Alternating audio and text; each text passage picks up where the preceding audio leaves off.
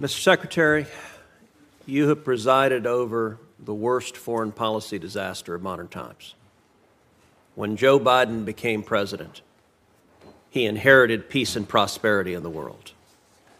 We now have two simultaneous wars waging, the worst war in Europe since World War II and the worst war in the Middle East in 50 years. Both, I believe, were caused by this administration's consistent weakness. And indeed, your foreign policy is precisely backwards from what a rational American foreign policy should be. To our friends and allies, this administration has consistently undermined, weakened, and attacked them.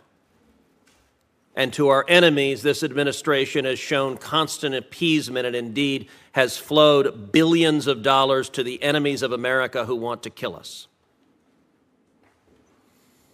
Senator Barrasso asked you about Ibrahim Raisi. Your State Department put out a statement sending condolences for his death. Mr. Secretary, is the world better today now that Raisi is dead? Given the horrible acts that he engaged in both as a judge and as president, to the extent he can no longer engage in them, yes, the Iranian people are probably better off. You didn't say that in your statement, did you? I believe that we did. And certainly our spokesperson... Today, the United Nations is flying their flag at half-staff to mourn the death. Would you agree that it is utterly disgraceful for the United Nations to be mourning the death of the butcher of Tehran? We're certainly not mourning his death. As I said, we expressed... Would you agree it's disgraceful for the UN to be? I'll look at what they've done. We certainly would not do that. What they've done is flown the flag at half-staff. Is that disgraceful? We wouldn't do that, and we would certainly find that... And I would note that's the absence of American leadership. All right, let's shift.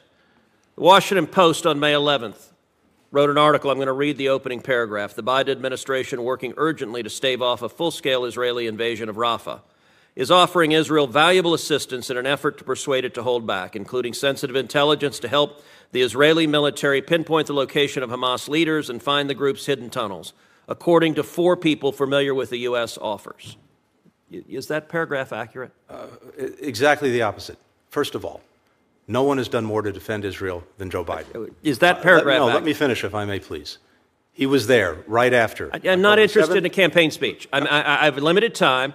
Is the paragraph in the Washington Post accurate? As you read it, no. To the contrary, we're providing everything we possibly can to Israel to help them find. So the 4 sources that briefed the Post, and by the way, briefed multiple other media outlets, they were lying? Absolutely. So, all right, so that, did the administration offer to provide the locations of senior Hamas leaders to Israel if they didn't invade Rafah? That's, again, totally misleading and wrong. Here's what we've said, and here's what we're doing. We have said that there is a better way to deal with the challenge that... I'm not interested in the speech. If you don't want to hear my answer... Did you offer the location of senior Hamas officials if they didn't invade Rafah? That's a yes or no. If we had the locations, of course we'd provide them, irrespective. So this statement, you're saying the Post got it totally wrong, it is utterly false, and anyone who said to the contrary was lying and perjuring themselves if they were under oath. That statement is incorrect. We have done and will continue to do everything we can to, if we can do it, develop the information and share the information. I wish we had it. Does the administration have intelligence on the locations of Hamas officials that you have not shared with Israel? No. Does the administration have the locations of Hamas terror tunnels that you have not shared with Israel? No. Okay, so then your position is that this story is an utter and complete lie. As you've read it to me, Senator, it's not. It is not accurate. And we're not interested in playing word games. I've asked you very directly. I have not. So you're saying there's not a single Hamas leader that you know about that you or the administration has offered will tell you where they are if you don't invade Rafah. That is correct. What have you offered them not to invade Rafah? We've offered them nothing not to invade Rafah except a plan to deal more effectively with Rafah. Okay, so your testimony under oath is you've offered them nothing not to invade Rafah. I find that very hard to believe, but I just want to understand what your testimony is.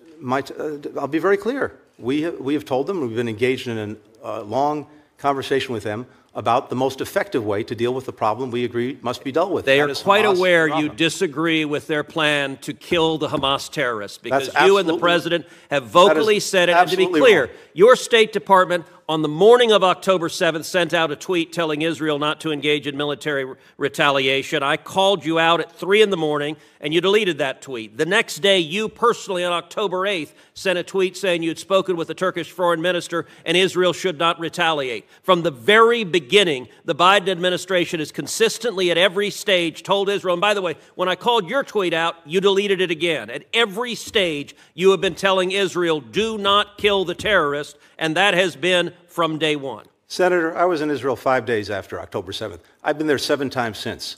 No one, starting with President Biden, has done more to make sure they have what they need to defend themselves from Hamas, to deal with the threat that Hamas poses. With all due respect, that is ludicrous. That is ludicrous. Why have you cut off weapons to Israel then? We have not cut off weapons to Israel. In fact, as you know well, starting many years ago, President Biden was at the heart of the MOU that led to Israel having a 10-year guaranteed supply of assistance. When you became Secretary of State, how much oil was Iran selling a day? I'll have to come back to you on any numbers. I don't have the numbers. You don't know. It doesn't surprise me you don't know. It was about 300,000. How much oil is Iran selling today? We've applied sanctions against more than 200 entities that are engaged in petrochemicals. How much oil? You can tell me. I'm sure. Don't I'm filibuster. Sure you know. I'm not filibustering. How much oil are they selling today? Do you know? You tell me. Apparently you don't know. So you don't know how much they were selling. It was 300,000. Today they're selling about 2 million barrels a day. Let me ask you. And given the sanctions, given the export controls, given the other controls we put on, the cost of doing that, the evasion that they have to engage in, which we're trying to cut off. They've made about $80 billion. Let me ask you another question. I'm running out of time, so I'm not interested in speeches. Let me ask you this. How many Ghost Fleet ships did Iran have in November 2020? We have sanctioned more than 200 It's a question. of those. I'm not. How many did they have? The total number, I can't tell you what it had in 2021. I'll come back to you with that, but we have... the number was about 70. Yeah, how many do they have today? We blocked about 50 of them. Okay, let's see how effective you are. How many do they have today? As I said, we blocked about 50 of them. How many do they have today? You tell me, I'm sure you... They have about over 400.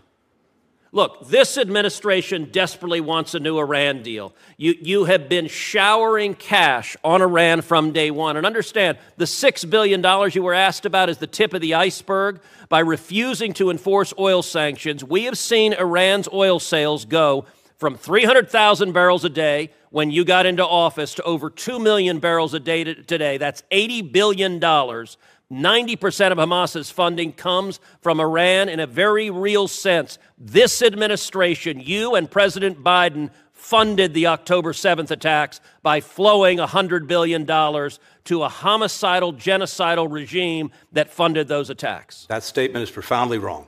Why? I'm not even going to humor it. I think it's a disgraceful statement. Why? We have gone at Iran repeatedly with more than 600 sanctions applied against different persons. Then why are they selling 2 million barrels a day as compared to 300,000? They are working hard to do what they can to get around the sanctions. So just the prior administration had tools you didn't have, they were more effective, or maybe they just weren't desperate to cut a deal with Iran. And we continue every single day to go at them. You are refusing to address the facts. I'm not. Then why are they selling 2 million barrels a day? Because they're determined to try to do that. We're determined to cut them off. They weren't determined when Trump was president? They were determined. And, of course, unfortunately, we also had their nuclear program in a box. No fissile material being produced. Okay, you're not answering the question. You're filibustering another topic. Senator Cruz, you get the last word. You get the last word. You funded our enemies and you undermine our friends, and the world is much, much more dangerous as a result, and Americans are at greater jeopardy because of it. In fact, we brought more countries together.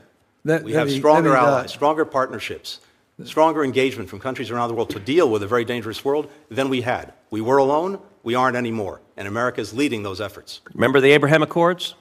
I do. Let me just break you two apart for a second.